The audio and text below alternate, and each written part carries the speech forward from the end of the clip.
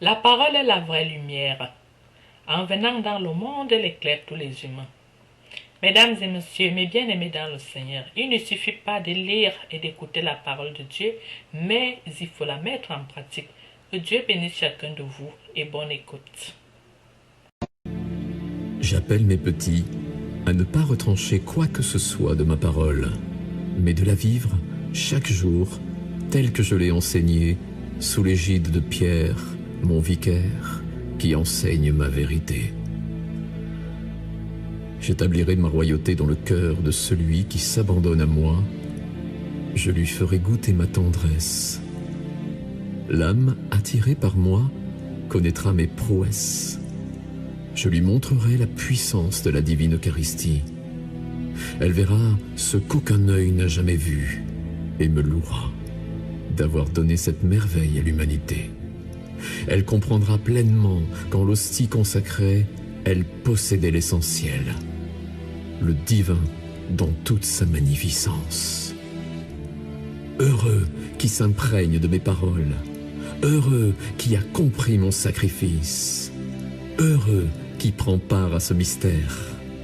Il n'aura plus faim ni soif d'éternité, parce qu'en son intérieur, elle est. Mes paroles sont vérité. Je répands mes grâces à travers le monde, et c'est à travers mes sacrements que j'en répands le plus. Confession et Eucharistie sont les sacrements de la vie. L'un ne va pas sans l'autre.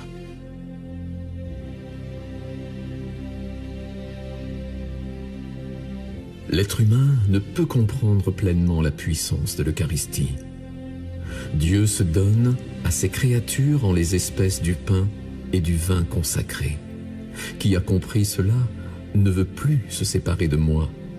Par l'Eucharistie, l'âme pardonnée de ses péchés s'affranchit de ses dettes envers moi. Elle devient un rempart contre les agressions extérieures. Ma transparence devient sienne. Par mon Eucharistie, elle devient moi. L'Eucharistie est l'antidote de la mort. Rien n'égale sa puissance. Elle est comme un paratonnerre qui fait fondre avec sagesse ce qui est contraire à elle. Oui, l'Eucharistie est le summum des grâces qu'une âme puisse désirer. Et cette grâce est accordée à tous ceux qui veulent en bénéficier. Celui qui fait l'effort de participer à la célébration de la Sainte Messe avec foi, même s'il ne peut communier sacramentellement, me prouve déjà son amour pour moi. Ma miséricorde s'étend sur une telle âme. Sa communion spirituelle et son ardent désir de me posséder ne peut que me pousser davantage à prendre possession de son âme pour la transfigurer. C'est sa foi qui m'importe. Ô âme, si vous saviez l'amour que j'ai pour vous, votre seul souci serait de me plaire en tout. Rien n'est plus agréable que de voir l'émotion du Père lorsque je lui présente ma créature dans son écrin d'or pur. Enfant de la liberté, mon Père m'a tout donné pour que je puisse tout vous donner. Je ne viens pas vous rabaisser, mais vous élever à des niveaux proches de mes demeures. Mes parvis sont prêts à vous accueillir. Le monde de demain ne ressemblera en rien à celui d'aujourd'hui, mes enfants. Il faut vous y préparer. Demandez à mon Esprit Saint la force des vainqueurs. Soyez son confident, son ami. Je suis avec lui. Propagez son nom dans toutes les nations. Mes enfants, soyez féconds en bonnes œuvres. Je suis attiré par les âmes charitables. L'âme amoureuse, désintéressée, empreinte de pure charité, atteint un niveau de gloire élevé. L'âme qui avoue souvent ses péchés à un de mes ministres consacrés et demeure constante dans ses efforts. Celle qui, dans la mesure du possible, communie chaque jour à la sainte table, fait mon bonheur. Et cette joie qu'elle me donne à chaque fois deviendra sienne un jour. Elle connaîtra en plénitude au ciel les délices qu'elle m'a procurées sur terre en se laissant laver dans mon précieux sang et en me faisant l'honneur de renouveler avec avidité ma présence en son cœur.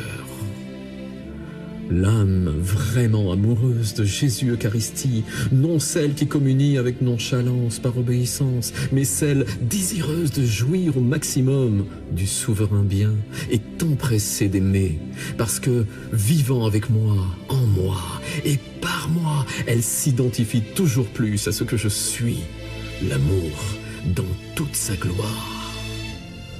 L'homme ne peut prétendre m'aimer s'il ne met en pratique ce que je lui enseigne. La vie sur terre est de courte durée comparée à l'éternité.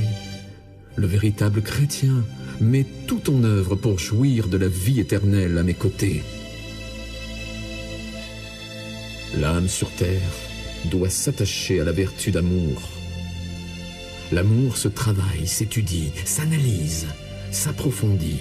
Quand l'amour s'intensifie, il exhale un doux parfum à la surface du monde. Ma création doit apprendre à aimer, base de toute avancée.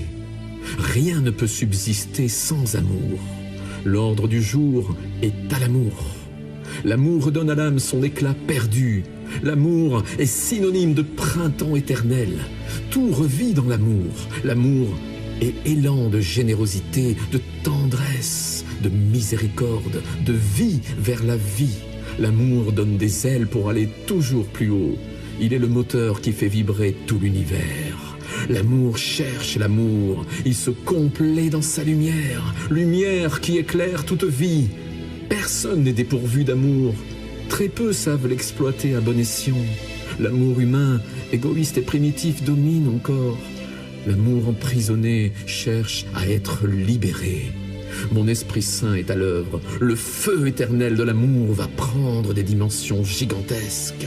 Un monde nouveau est en train d'éclore, régi par la seule force de l'amour.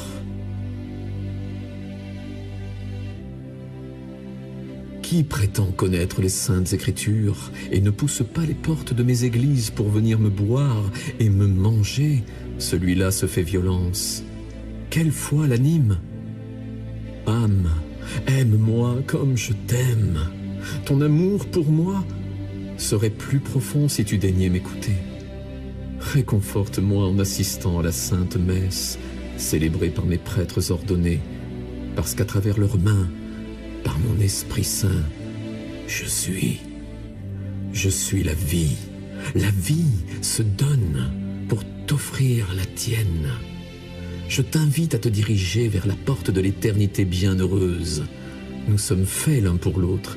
Sois attiré par moi comme je suis attiré par toi. Âme, je t'aime.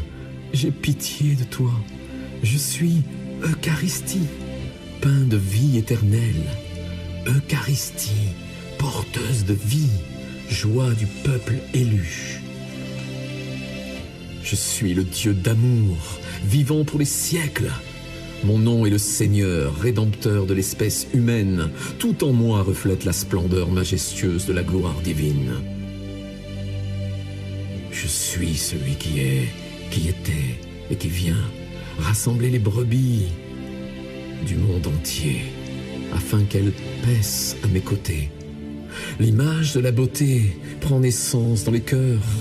L'homme ne peut faire marche arrière. L'élan de ma générosité l'entraîne toujours plus haut. Je suis Dieu de tendresse et de paix, celui qu'on ne peut nommer. Tout en moi s'accomplit. Le printemps éternel fait son entrée sur terre, poussé par un vent de sagesse. Mes paroles sont sacrées, je suis celui qui sait. L'humanité souffre, c'est le prix à payer. Ses souffrances ne sont rien comparées au bonheur que je lui promets. Heureux qui saisit mes paroles et place sa confiance en moi, rien ne lui sera refusé dans le royaume de ma souveraine majesté. La puissance du Très-Haut est à l'œuvre. Bientôt des chants d'amour s'élèveront sur toute la surface de la terre. L'homme exalté retrouvera sa dignité première. Je suis le souverain bien, l'amour entre tous les amours. Vient prendre possession de son règne. Le Seigneur a parlé. Arbre de vie, élixir de jouvence, fontaine de déité, votre chemin, votre vérité, votre vie. Je suis Alpha et Oméga, commencement et fin.